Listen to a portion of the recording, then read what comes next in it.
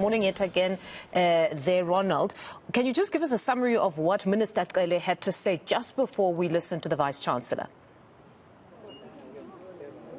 Yes, so official confirmation is that at least 3 of the 5 suspects had direct links to the university. But I'm going to pause for a while because the police commissioner is next to me, so we'll probably just take a quick listen.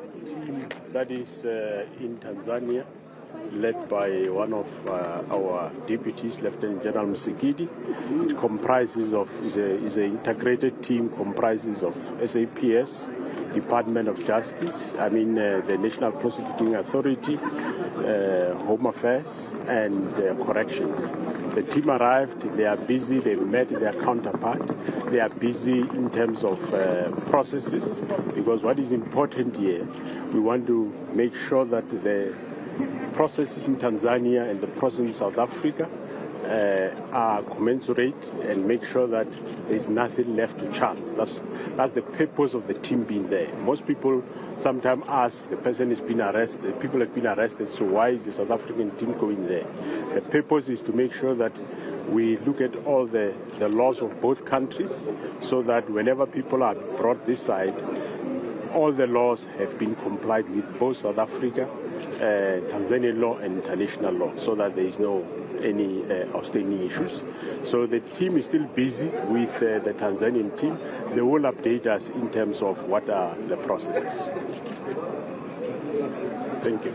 All right, that was from the police commissioner, just providing an update with regards to the Thabo Best matter. But earlier on, we also heard from the police commissioner saying that the arrests were made over the long weekend of the 5 suspects. We understand that 2 suspects have criminal records. One was for drunk driving and the other for housebreaking. That suspect served 5 years in prison. There's a lot of movement in the background, so I'm just going to step away a bit. But what we also heard earlier from Vice-Chancellor Sakela Buhlungu, he is delighted with these arrests. Initially, he had given the police 1 week to sort of make inroads and arrest people who were involved in these shooting incidents. He himself, Sakela Buhlungu, was also attacked at his home here in Alice, as well as some senior members of staff. We mentioned one suspect, Bongani Peter. He was a man who used to work in the fleet department under Petrus Roots. Roots was gunned down last year. Sakela Buhlungu also detailing some of the problems that they had with Bongani Peter. They were also investigating corruption against Bongani Peter, and Bongani Peter himself was suspended. And when I asked Sakela Buhlungu earlier on about, the involvement of these people, he says that Bongani Peter used to do business with other people who are also, part of this 5 suspects that we are seeing here today in court. We understand that at least one of the suspects was an SRC member at the institution, and another was brought back after retiring, and this person was brought back by Bongani Peter. So Bongani Peter also allegedly said that, Mr. Roots, the fleet manager of the institution, he threatened to take his livelihood, and this could possibly be one of the reasons why he ordered a hit. We understand that at least 2 other suspects are from other provinces, one from KwaZulu-Natal.